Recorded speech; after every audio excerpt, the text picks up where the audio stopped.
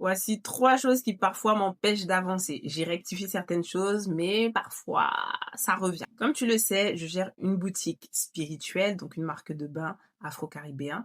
Je gère un média, donc je crée du contenu de chez moi, je gère ma boutique de chez moi et c'est parfois très compliqué. La première chose, c'est la peur du jugement. Quand tu vends du spirituel, quand tu parles de l'impact des noirs en Occident, tu sais que tu vas déranger. Alors, j'ai eu peur parfois qu'on me traite de folle, de sorcière, et c'est ce qui a été fait, ou qu'on dise que je fais du business sur mes ancêtres. Ça, c'est moi arrivé, mais j'y ai pensé. Résultat, je me suis souvent censurée. Mais j'estime que nos traditions et notre culture méritent d'exister sans excuse. La deuxième chose, c'est le manque d'organisation. Je dois jongler entre médias, boutiques, création de contenu, vie personnelle. Et il y a eu un moment donné, c'était le chaos total. Je bossais H24, mais j'avançais plus. Je faisais tout le temps, mais sans structure. Je répondais aux DM à 2 heures du matin, j'oubliais de créer du stock, j'ai dû apprendre. Et en fait, si tu n'honores pas ton temps, personne ne le fera. Donc, il faut planifier, t'organiser et prendre du temps de repos. C'est indispensable. La troisième chose, c'est un peu naviguer dans le flou. Tu vois, l'absence d'objectifs clairs.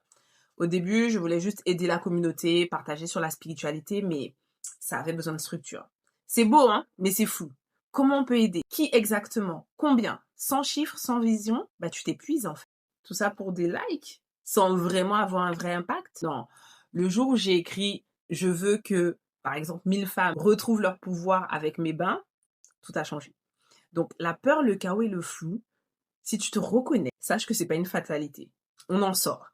C'est, il me semble, et je pense, un rite de passage. Faut juste pas essayer d'être parfaite. Donc, dis-moi toi en commentaire ce qui te bloque.